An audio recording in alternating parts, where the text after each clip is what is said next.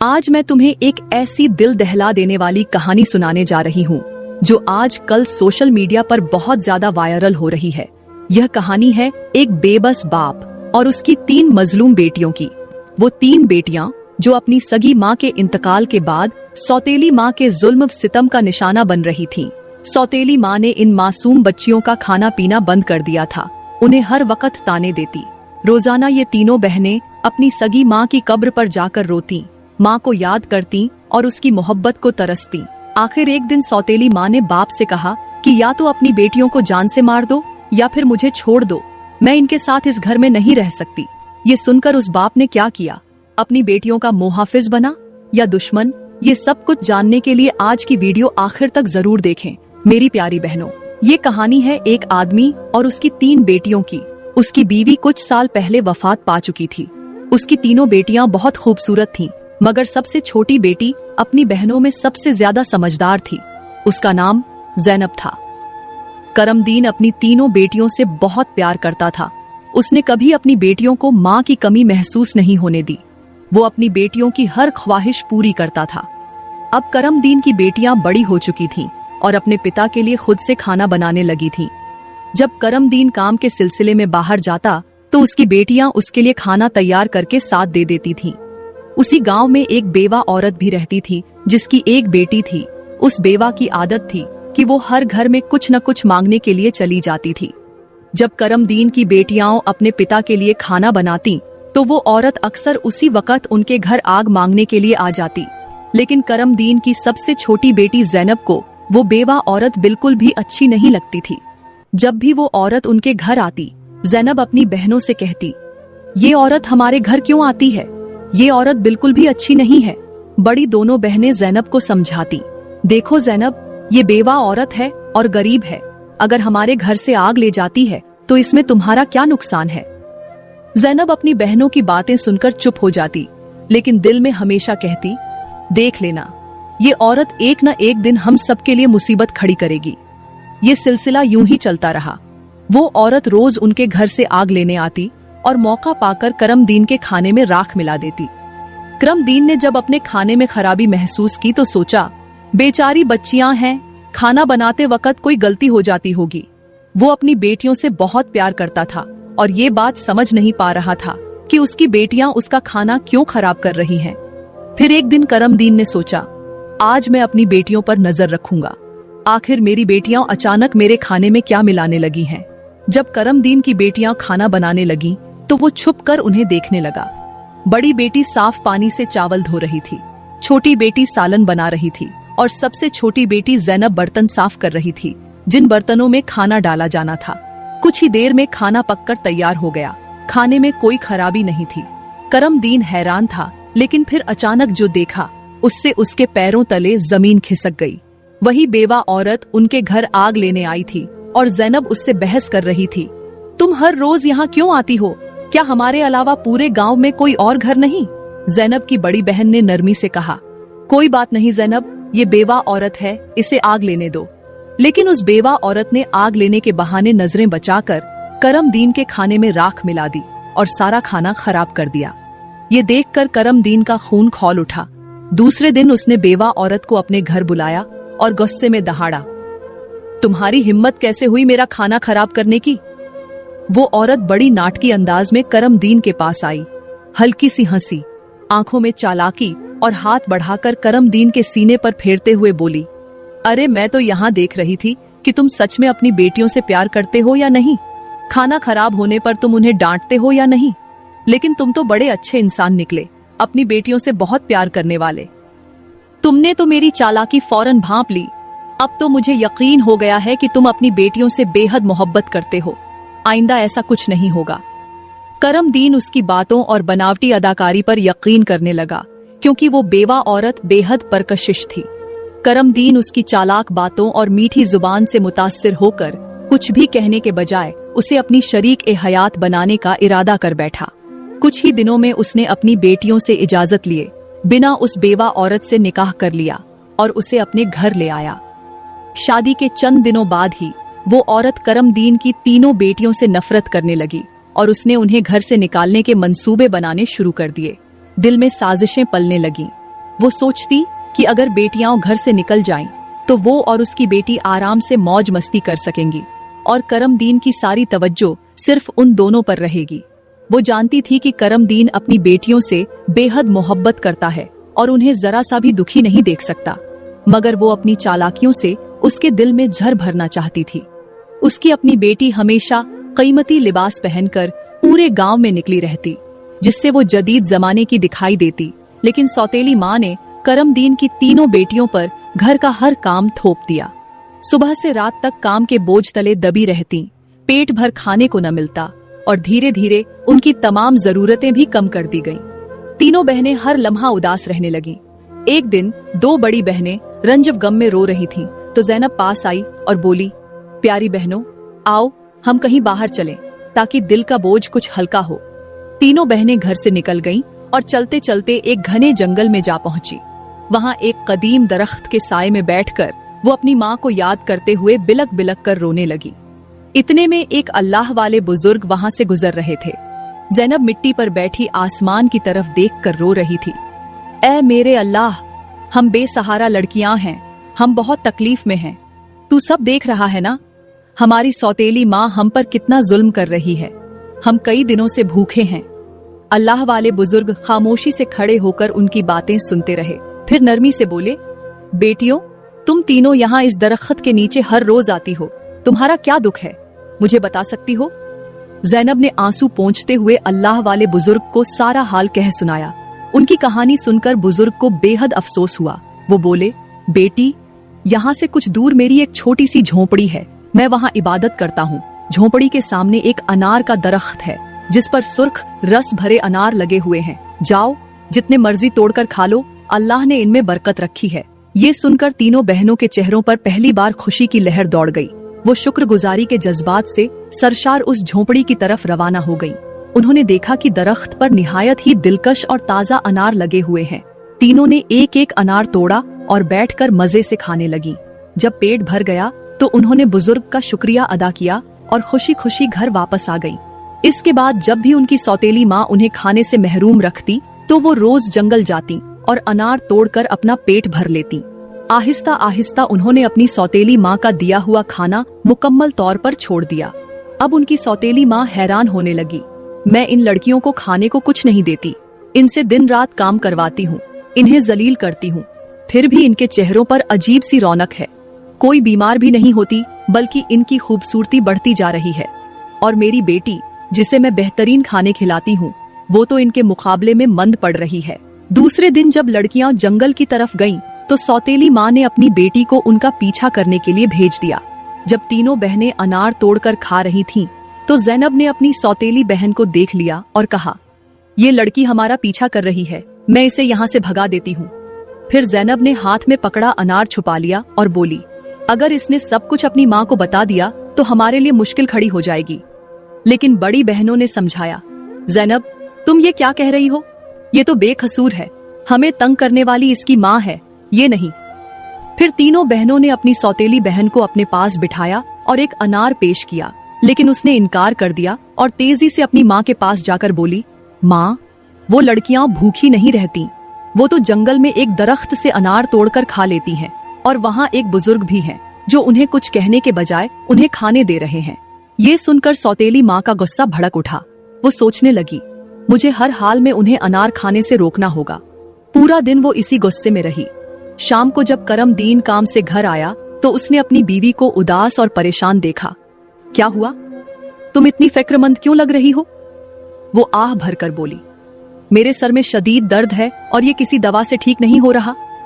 करमदीन ने हैरानी से पूछा, तो फिर क्या करना होगा? वो झट से बोली, जंगल में एक अनार का दरख्त है जिस पर सुर्ख अनार लगे हैं।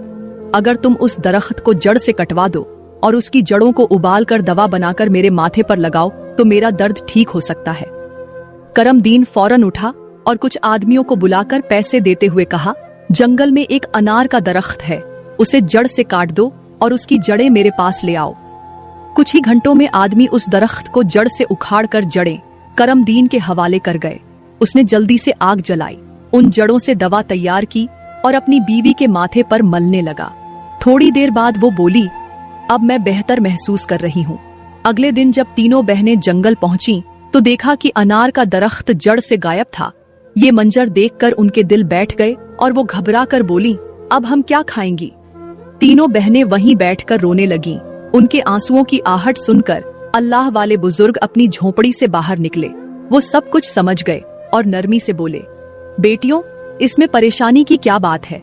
जब अल्लाह एक दरवाजा बंद करता है तो उससे बेहतर दूसरा दरवाजा खोल देता है।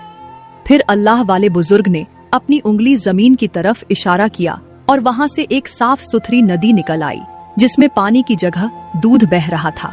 उन्होंने लड़कियों को एक मिट्टी का प्याला दिया और कहा, यहाँ से जितना चाहो दूध पियो। तीनों बहनों के चेहरों पर खुशी के रंग बिखर गए। वो शुक्रगुजारी के जज्बात से सरशार दूध पीने लगी। जब पेट भर गया तो उन्होंने बुजुर्ग का शुक्रिया अदा किया और खुशी खुशी घर वापस आ गईं। इसके बाद ये उनका रोज का मामूल बन गया। वो रोज तालाब के पास जाती, मिट्टी के प्याले में दूध भरती और पी लेती थीं। उनकी सौतेली माँ हैरान थी। वो सोच रही थी, मैंने तो जंगल से अनार के दरख्त को जड़ से उखाड़ दिया था, फिर भी इन लड़कियों की सेहत पर कोई फर्क नहीं पड़ा। मैं तो इन्हें पेट भर खाने को भी नहीं देती। आखिर ये ऐसा क्या खा रही है जिससे ये दिन ब दिन निखरती जा रही है। वो इस राज को जानने के लिए बेकरार हो गई। उसने अपनी बेटी को बुलाया और कहा, तुम फौरन इनका पीछा करो और पता लगाओ कि ये आखिर कहाँ जाती हैं और क्या खाती हैं। लड़की चुपचाप अपनी बहनों के पीछे चल पड़ी।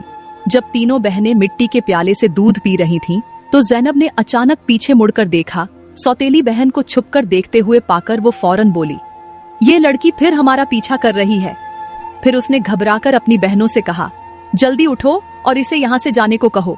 अगर इसने हमारे दूध के तालाब को देख लिया तो ये जाकर सब बता देगी और फिर घर में हंगामा खड़ा हो जाएगा। लेकिन ज़ैनब की बड़ी बहनों ने उसे डांटते हुए कहा, ज़ैनब, तुम आखिर इतनी बदगुमान क्यों हो। माना कि हमारी सौतेली माँ हम पर जुल्म करती है, लेकिन इसमें इस बेचारी का क्या कसूर। ज़ैनब ये सुनकर खामोश हो गई। फिर तीनों बहनों ने सौतेली बहन को अपने पास बिठाया और मोहब्बत से मिट्टी के प्याले में दूध भर कर दिया। लड़की ने दूध पिया और जल्दी से अपनी माँ के पास पहुंचकर तालाब और दूध के बारे में सब कुछ बता दिया। ये सुनकर सौतेली माँ का खून खौल उठा। वो चीख कर बोली, ये लड़कियां फिर मेरे काबू से बाहर जा रही हैं। अब इन्हें हमेशा के लिए खत्म करना होगा। उसने फौरन कुछ आदमियों को बुलाया और कहा, जितने पैसे चाहो मैं तुम्हें दूंगी, लेकिन तुम्हें जंगल जाना होगा। वहाँ एक बुजुर्ग की झोपड़ी और एक तालाब है। तुमने वो झोपड़ी जला देनी है और तालाब में मिट्टी डाल देनी है। बदले में तुम्हें मनचाहा इनाम मिलेगा। कुछ ही वक्त में वो आदमी जंगल पहुँचे और सौतेली माँ के हुक्म के मुताबिक बुजुर्ग की झोपड़ी खत्म कर दी और दूध वाले तालाब को मुकम्मल तौर पर मिट्टी से भर दिया। फिर काम पूरा करके लौट आए। अब वो औरत बहुत खुश थी। उसकी आंखों में साजिश की चमक थी। अगले दिन जब तीनों बहनें जंगल पहुंची तो देखा कि वहाँ न तो तालाब था और न ही बुजुर्ग की झोपड़ी, जैसे सब कुछ हवा में तहलील हो चुका हो। ये देखकर उनके पैरों तले जमीन खिसक गई। उनकी आंखों में आंसू छलक पड़े और वो वहीं बैठकर फूट फूट कर रोने लगी। भूखी प्यासी वो मायूस होकर अपने घर वापस लौट आईं। सौतेली माँ ये देखकर मुस्कुरा रही थी, जैसे उसने कोई बहुत बड़ी जीत हासिल कर ली हो। एक दिन वो फिर बीमारी का बहाना बनाकर लेट गई। शाम को जब करमदीन काम से वापस आया तो उसने अपनी बीवी को उदास और कमजोर देखा। वो फिक्रमंदी से बोला, चाहे मेरा सब कुछ बर्बाद हो जाए, लेकिन मैं तुम्हें कुछ नहीं होने दूंगा। तुम्हारा इलाज दुनिया के सबसे अच्छे हकीम से करवाऊंगा। लेकिन उसकी बीवी की चाल कुछ और ही थी। वो मासूम बनकर बोली, तुम्हें इतनी मेहनत करने की जरूरत नहीं। मेरी जिंदगी बचाने के लिए बस एक छोटा सा काम करो। करमदीन घबरा कर बोला, जल्दी बताओ, मुझे क्या करना होगा। वो जहरीली मुस्कान के साथ बोली, तुम अपनी तीनों बेटियों का खून निकालकर मेरे हाथों और पैरों की हथेलियों पर मल दो, तभी मैं सेहतयाब हो सकूंगी।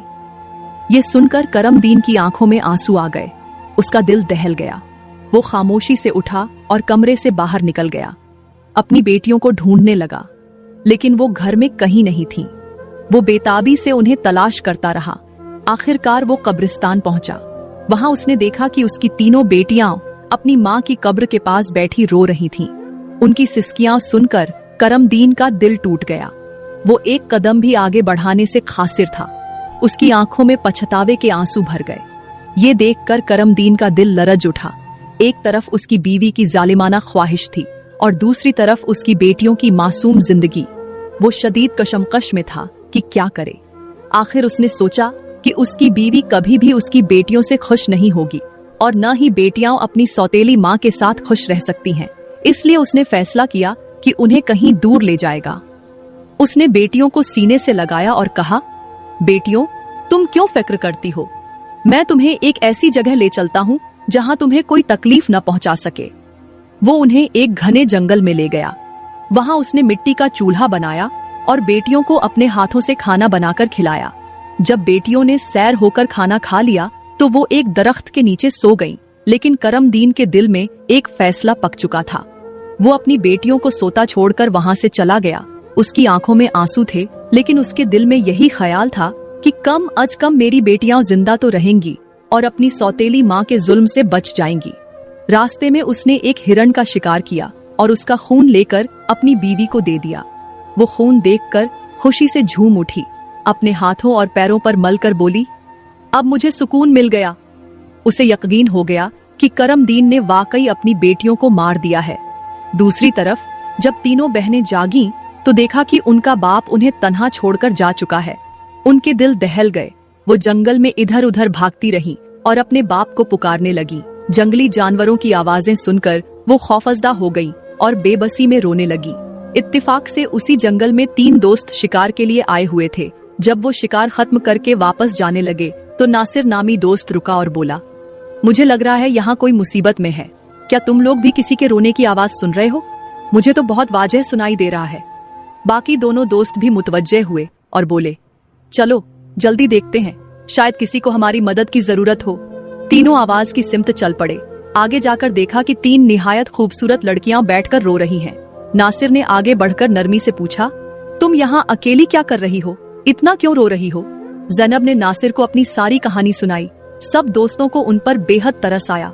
उन्होंने आपस में मशवरा किया और कहा, क्यों ना हम इन लड़कियों से निकाह कर लें, इन्हें तहफ्फुज भी मिल जाएगा और हमारी जिंदगी भी सुकून से गुजरेगी। फिर उन तीनों दोस्तों ने तीनों बहनों से शादी कर ली। ज़ैनब का निकाह नासिर से हो गया। खुशकिस्मती से तीनों दोस्तों के घर भी करीब थे और यूं तीनों बहनें खुशी खुशी अपने अपने घरों में बस गईं। 1 साल बाद ज़ैनब के यहाँ बेटे की पैदाइश हुई। ये खबर सुनकर नासिर के दोस्त और ज़ैनब की बहनें बेहद खुश हुईं। वक्त गुजरता गया। ज़ैनब का बेटा 2 साल का हो चुका था। एक दिन नासिर ने अपने दोस्तों से कहा, मेरा दिल फिर से शिकार पर जाने को चाह रहा है, चलो जंगल चलते हैं। लेकिन दोस्तों ने मना कर दिया और कहा, हमें कुछ जरूरी काम है, हम तुम्हारे साथ नहीं जा सकते। नासिर ने ज़ैनब से इजाजत ली और अकेला ही शिकार के लिए रवाना हो गया। लेकिन कई दिन गुजर गए, वो वापस न आया। ज़ैनब बेचैन हो गई। उसकी बहनें भी परेशान थी। नासिर के करीबी दोस्तों ने उसे तसल्ली दी, फिक्र मत करो, हम नासिर को ढूंढ कर लाएंगे। लेकिन नसीब को कुछ और ही मंजूर था। नासिर के दोस्त भी जंगल गए, लेकिन वो भी वापस नहीं लौटे। तीनों बहनों पर एक बार फिर गमों का पहाड़ टूट पड़ा। सदमे और परेशानी ने उन्हें घेर लिया। एक रात ज़ैनब अपने बेटे को सुलाने की कोशिश कर रही थी कि दरवाजे पर दस्तक हुई। वो तेजी से उठी और दरवाजा खोला। सामने एक नूरानी सूरत बुजुर्ग खड़े थे, जिन्होंने हरे रंग के लिबास झेप तन किए हुए थे। ज़ैनब उन्हें देखकर बोली, बाबा, मेरा शौहर घर पर नहीं है, मैं आपको अंदर आने की इजाजत नहीं दे सकती। जब वो आएगा तब आप आ जाना। इस पर फकीर बोला, बेटी, मुझे बहुत भूख लगी है, किसी भूखे को खाना खिलाने में क्या हर्ज है। ज़ैनब ने मजबूर होकर फकीर को घर में बुला लिया और उसके लिए खाना बनाने लगी। लेकिन वो फकीर बुरी नजरों से ज़ैनब को देखता रहा। फिर वो अचानक उठा, ज़ैनब के करीब आया और जहरीली मुस्कान के साथ बोला, सुनो लड़की, तुम मुझे बहुत अच्छी लगती हो, अपने बेटे को छोड़ दो और मुझसे शादी कर लो। ज़ैनब ये सुनकर कांपने लगी। बाबा, आप ये कैसी बातें कर रहे हैं? मैं शादीशुदा हूँ और एक बच्चे की माँ हूँ, आपकी हिम्मत कैसे हुई ऐसा कहने की? ये सुनकर फकीर के चेहरे का रंग बदल गया। वो कोई आम फकीर नहीं था, बल्कि एक खतरनाक जादूगर था। गुस्से में आकर उसने अपने जादू से ज़ैनब को कुतिया बना दिया और उसके गले में रस्सी डालकर घसीटते हुए ले जाने लगा। उधर ज़ैनब का बेटा जोर जोर से रो रहा था। उसकी बहनों ने जब बच्चे के रोने की आवाज सुनी तो वो तेजी से भागती हुई वहां पहुंची। जल्दी से ज़ैनब के बेटे को सीने से लगाया और ज़ैनब को घर में ढूंढने लगी, मगर वो कहीं नहीं थी। उनकी सौतेली माँ के बाद अब ज़ैनब भी गायब हो चुकी थी और वक्त का पहिया चलता रहा। 14 साल गुजर गए। ज़ैनब का बेटा अब जवान हो चुका था। उसकी खालाओं ने उसे मोहब्बत और मेहनत से पाल पोस कर बड़ा किया था। एक दिन उन्होंने उसे ज़ैनब के बारे में पूरी हकीकत बता दी। ये सुनते ही वो बेचैन हो गया और बोला, खाला, मैं आज अपनी माँ और बाप को ढूंढने जरूर जाऊंगा। खालाओं ने उसे रोकने की कोशिश की। बेटा, जो होना था वो हो चुका, जो चले गए वो वापस नहीं आ सकते। हम तुम्हें भी खोना नहीं चाहती। हमारे शौहर भी जंगल गए थे और वो भी कभी वापस नहीं आए। अगर तुम भी चले गए तो हम किसके सहारे जिएंगी? लेकिन लड़के ने हिम्मत से कहा, खाला, आप फिक्र मत करें, मैं अपने बाप, माँ और सबको ढूंढकर ही वापस लौटूंगा। फिर वो जंगल की तरफ रवाना हो गया। कई दिनों तक वो जंगल में भटकता रहा, लेकिन उसे कुछ समझ नहीं आ रहा था कि कहाँ तलाश करे। सफर करते करते वो एक अजीब इलाके में जा पहुंचा, जहाँ हर तरफ सिर्फ पत्थर ही पत्थर थे। पत्थर की बड़ी बड़ी इमारतें और दरमियान में एक खूबसूरत मगर छोटा सा पत्थर का घर था। वो गौर से उस घर को देख रहा था कि अचानक उसके दरवाजे से एक नूरानी बुजुर्ग बाहर आए और बोले, बेटा, तुम यहाँ नए लगते हो, इस खतरनाक इलाके में आने की क्या जरूरत थी? लड़के ने जल्दी से कहा, बाबा जी, मैं अपने माँ बाप और ताया को ढूंढने के लिए यहाँ आया हूँ। मेरी माँ को एक जादूगर ने कुतिया बनाकर अपने साथ ले गया था। अल्लाह वाले बुजुर्ग ने गहरी सांस ली और बोले, बेटा, ये इलाका एक निहायत ही खतरनाक जादूगर का है। वो बहुत ताकतवर है। जो भी उससे उलझता है या उसकी मर्जी के खिलाफ जाता है, वो उसे पत्थर का बना देता है। ये जो तुम्हें हर तरफ पत्थर नजर आ रहे हैं, ये दरअसल वही लोग हैं जो कभी इंसान हुआ करते थे, मगर जादूगर ने उन्हें पत्थर बना दिया। लड़के की आंखों में हैरत और खौफ छलकने लगा। बुजुर्ग ने मजीद कहा, कुछ साल पहले यहाँ एक नौजवान आया था। उसके बाद उसके पीछे 2 और नौजवान भी आए, लेकिन जादूगर ने उन्हें दरख्त और पत्थर में बदल दिया और एक नेक दिल लड़की को भी 12 साल से कैद करके रखा है। वो उस लड़की से शादी करना चाहता है, मगर वो किसी भी तरह मानने को तैयार नहीं। बुजुर्ग की बातें सुनते ही लड़के का दिल तेज धड़कने लगा। यकीनन वो लड़की मेरी माँ है और ये पत्थर और दरख्त मेरे ही खानदान के लोग हैं। आखिरकार मैंने अपने अपनों को ढूंढ ही लिया। उसकी आंखों में आंसू आ गए, मगर अब वो किसी भी कीमत पर अपनी माँ और खानदान को बचाने का फैसला कर चुका था। लड़के ने बुजुर्ग को अपनी पूरी कहानी सुनाई और आजिजी से कहा, बाबा जी, आप मेरी मदद करें, इन बेबस लोगों को बचाने का कोई रास्ता बताए। अल्लाह वाले बुजुर्ग, जिनकी झोंपड़ी को कभी ज़ैनब की सौतेली माँ ने जला दिया था, मुस्कुराए और नरमी से बोले, बेटा, अल्लाह हमेशा नेक दिल वालों की मदद करता है। तुम्हें हिम्मत नहीं हारनी चाहिए। वो जानते थे कि जादूगर बहुत चालाक और खतरनाक है, लेकिन वो भी अब इस इलाके में मजबूरन रहने लगे थे। बुजुर्ग ने लड़के से वादा किया, मैं तुम्हारा साथ जरूर दूंगा। शायद तुम्हारी माँ को आजाद कराने से बाकी कैदियों को भी रिहाई मिल जाए। फिर उन्होंने गांव वालों को बताया, ये मेरा पोता है जो दूसरे गांव से मुझसे मिलने आया है। जब जादूगर को खबर मिली कि गांव में कोई नया लड़का आया है, तो वो फौरन बुजुर्ग के पास पहुंचा और शक भरी नजरों से पूछा, ये लड़का कौन है? बुजुर्ग ने नरमी से जवाब दिया, ये मेरा पोता है। यूं जादूगर और लड़के की मुलाकात हुई और लड़का अपनी पहचान छुपाकर जादूगर के करीब होने लगा। जादूगर ने उसे गौर से देखा और मुस्कुराकर बोला, तुम बहुत ज़हीन लगते हो और अपने दादा की तरह नेक और मासूम हो। कल तुम्हें एक काम करना होगा। मैं तुम्हें एक खास इमारत में भेजूंगा जहाँ एक लड़की कैद है। तुम उसे मेरा पैगाम दोगे, मैं उससे शादी करना चाहता हूँ। लड़का दिल ही दिल में खुश हो गया कि वो अब अपनी माँ से मिलने जा रहा है। उसने सोचा, मैं अपनी माँ के लिए फूलों का एक गुलदस्ता लेकर जाऊंगा और इसी बहाने अपनी पहचान जाहिर करूंगा। उसे याद आया कि ज़ैनब की शादी के वक्त नासिर ने उसे एक खास अंगूठी दी थी जिस पर उसका नाम कंदा था। वक्त गुजरने के साथ ज़ैनब ने वही अंगूठी अपने बेटे को पहना दी थी और वो अब भी उसके हाथ में मौजूद थी। सालों बाद वो अंगूठी बड़ी करके दोबारा बनवाई गई, लेकिन पहचान अब भी वही थी। अल्लाह वाले बुजुर्ग ने लड़के को समझाया, अपनी अंगूठी को फूलों के गुलदस्ते में छुपा दो। जब तुम्हारी माँ उसे देखेगी तो फौरन पहचान लेगी, लेकिन खबरदार, ये काम आसान नहीं होगा। जादूगर ने ज़ैनब की निगरानी के लिए एक चौकीदार मुकर्रर कर रखा है जो हर वक्त उस पर कड़ी नजर रखता है। लेकिन जादूगर बुजुर्ग की बेहद इज्जत करता था और उनके पोते को भी नेक और मासूम समझता था। इसलिए उसने लड़के को एक खूबसूरत गुलदस्ता देकर रोजाना ज़ैनब के पास भेजना शुरू कर दिया। लड़के की महज 14 साल की उम्र होने की वजह से जादूगर को उस पर कोई शक नहीं हुआ। जैनब को एक तारीक कमरे में कैद कर रखा गया था, जहां किसी मर्द को जाने की इजाजत नहीं थी। रोजाना लड़का गुलदस्ता लेकर वहां जाता, मगर जादूगर की एक वफादार दासी हमेशा जैनब के साथ मौजूद रहती, जो हर चीज पर कड़ी नजर रखती थी। लेकिन एक दिन किस्मत ने लड़के का साथ दिया और ऐसा मौका मिला जब कमरे में जैनब के सिवा कोई और मौजूद नहीं था। लड़के ने जल्दी से अपनी उंगली से अंगूठी उतारी और फूलों के गुलदस्ते में छुपाकर जैनब के कदमों में रख दिया।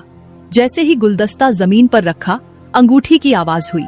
जैनब ने हैरानी से गुलदस्ता उठाया और फूलों में बंधी अंगूठी को पहचान लिया। ये वही अंगूठी थी जो उसने सालों पहले अपने बेटे को पहनाई थी। जैनब की नजरें फौरन गुलदस्ता लाने वाले लड़के की तरफ उठी। दोनों की नजरें मिलते ही हकीकत साफ हो गई। जादूगर ने जैनब को कैद कर रखा था, लेकिन उसका बेटा अपनी मां को आजाद कराने का मंसूबा बनाने लगा। जैनब ने जादूगर से शादी की रजामंदी जताई और उसकी ताकत का राज मालूम किया। जादूगर ने बताया कि उसकी जान एक तोते में है, जो एक पिंजरे में बंद है और एक घने जंगल के दरख्त के नीचे सख्त पहरे में रखा गया है। जैनब ने ये राज अपने बेटे को बताया, लेकिन उसे खतरे से बचाने के लिए वहां जाने से मना किया। फिर भी बेटे ने अपनी मां को यकीन दिलाया कि वो कामयाब होकर लौटेगा। कई दिनों की मेहनत के बाद वो जंगल में पहुंचा। एक मौका देखकर उसने तोते को पिंजरे से निकाल लिया और जादूगर की इमारत तक वापस ले आया। जादूगर उसे देखकर तोते की वापसी की भीख मांगने लगा। लड़के ने चालाकी से जादूगर से सभी कैदियों को आजाद करवाया। इसके बाद उसने तोते के पंख खींचे, जिससे जादूगर की ताकत खत्म हो गई। आखिर में उसने तोते की गर्दन मरोड़ दी, जिससे जादूगर मर गया।